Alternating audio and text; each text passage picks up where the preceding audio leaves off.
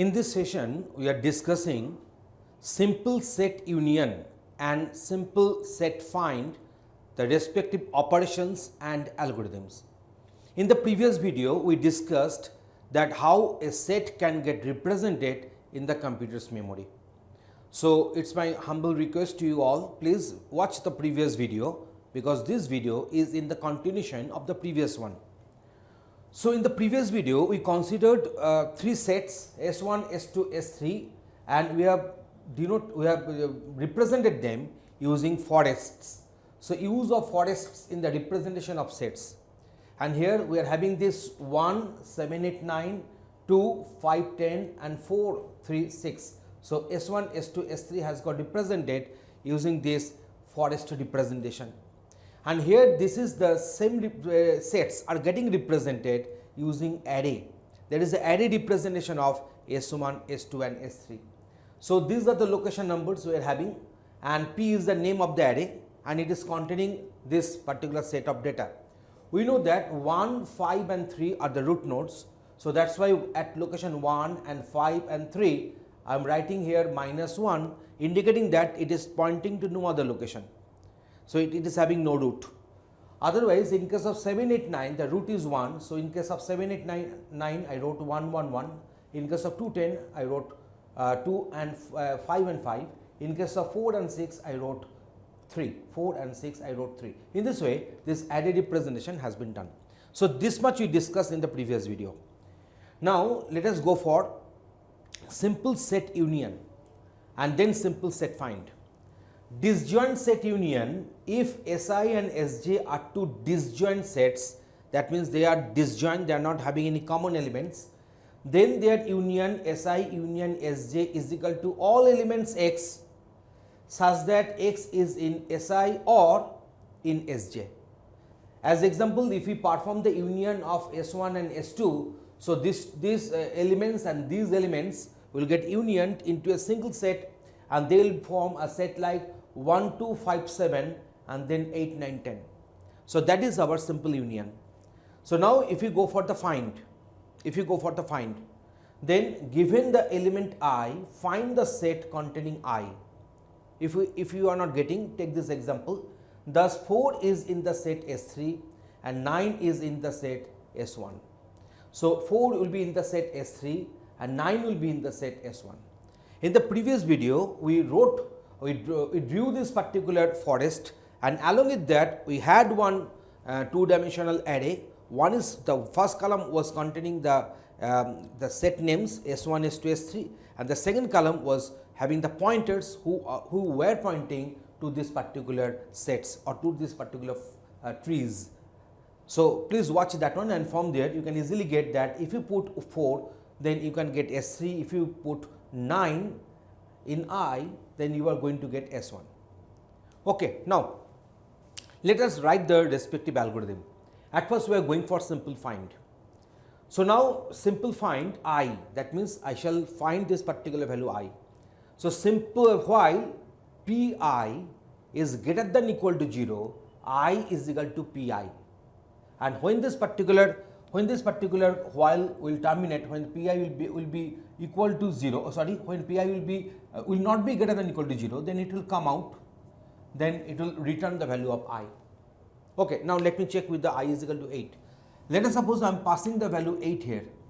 So, at the 8th location I am getting 1. So, while 1 is greater than equal to 0, because Pi is containing 1 when I is equal to 8. So, 1 is greater than equal to 0 is true. So, it will come down here. So, I is equal to Pi. So, I will get 1. So, now you see in case of 1 I am getting there -1. In case of 1 I am getting there -1.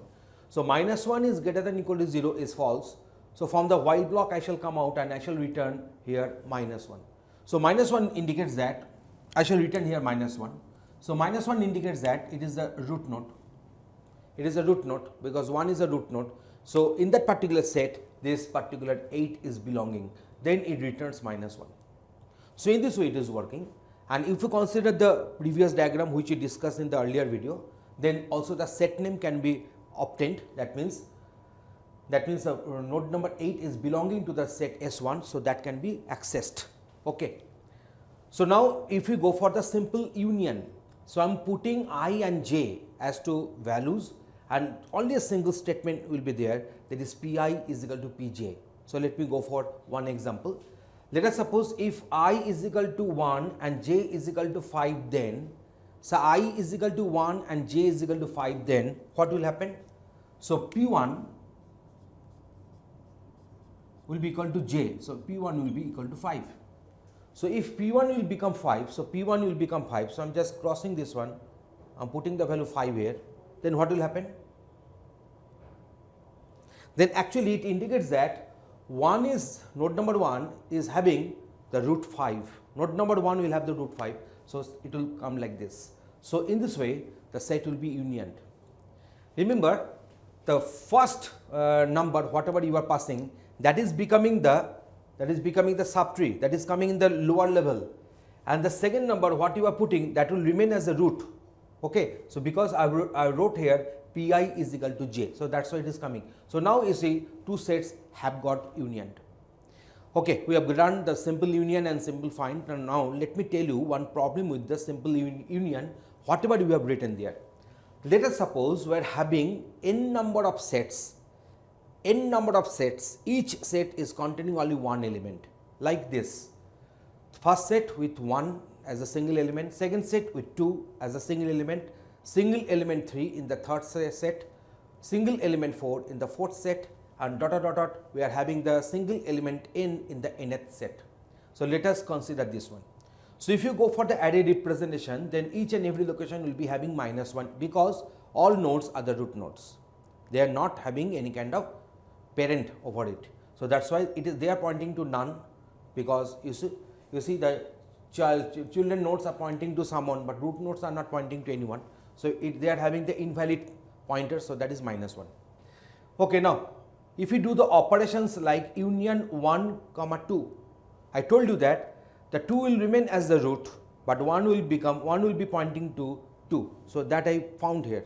So that's why it will form like this up to this. Now if you go for union 2, 3, so then 3 will remain as a root, and this particular 2, 3, that means this particular set will be pointing to this 3. So now if you go for 3, 4, it will come like this. So it will be pointing to 4 in this way. So if you go for up to union n-1 n, so it will be pointing like this. So you are going to get a tree which is known as degenerate tree. You might be asking me, what is the problem with that? Yes, that is a problem. What is the problem? I am telling you. Let us suppose after that we are having, after doing this union, so the tree has got shape like this. So if you go for the operations like find 1, then find 1 means here I can go for find 1. So find 1 means I will be requiring only one search. But in case of find 2, I will be going for two searches. In case of find 3, I shall be going for 3 searches. In case of find n, I shall be going for n searches. So the total time needed to process n find is big O, sigma I is equal to 1 to n I. So one search, 2 searches, 3 searches, dot dot dot dot n number of searches. So now if you go on adding, it is nothing but sigma of n square. So which is nothing but I can write O here also. So that is a big O of n square. So I can write simply this one as big O of n square. That will be better for me. Okay, now see. So if you go on doing, so it is sigma of n square, it is coming like that, and that is the big O of n square. So in this way, this particular, in case of degenerate tree, if you go on doing this sequential find operations, then you are going to have this particular type of complexity. Okay, so now to remove this one, I think it is better if we put this one here instead of writing this, because we are supposed to remember only this thing. So total time needed to process n find will be big O of n square. How this big O of n square has come, I have explained this one here thoroughly. So now in this particular session, we have discussed what is our tree representations of sets, linear representation of sets, what is set union, what is set find, and what are the respective simple find and simple union. And if you do this particular finding of 8 then what will be coming? And then we are having this, if I is equal to 1 and j is equal to 5, then what will happen? What are the difficulties with these algorithms? How to generate a degenerate tree, and what will be the respective complexity? So, to remove this or to resolve this particular difficulty, to have such complexity of the order of n square, we should go for some better version for this find and union algorithms, and they will be discussed in the next video. Please watch the next video, because that video will be in the continuation of this one. Thanks for watching this.